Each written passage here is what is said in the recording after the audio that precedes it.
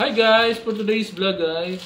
Dumating na guys yung in-order natin na ano, para ito sa atin guys na Hyundai Starex kasi hard starting siya guys. Bali na palitan na natin guys ng glow plug, yung heater plug niya.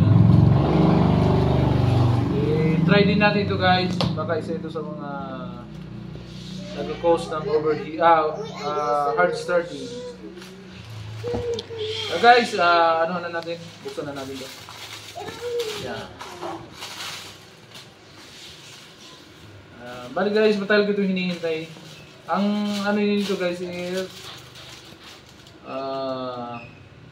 engine water sensor, temperature switch, radiator, coolant. Yung iskido na toilet baga, yun. Hindi siya yun. Galing pa ito guys ng China. Chongping Town, Dongguan, China. Dongguan City.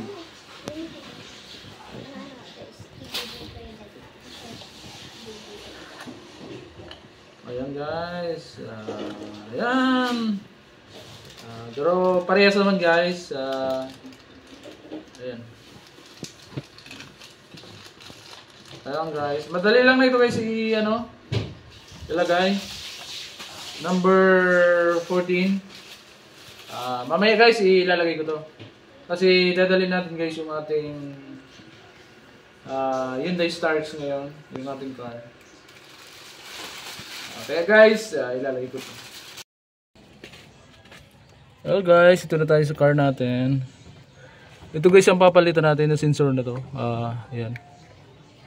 Ayan. Ito guys ang papalitan natin. Ayan. Yan ang papalitan natin guys. Guys, buksan na natin yan. Bali guys, tinanggal na natin siya.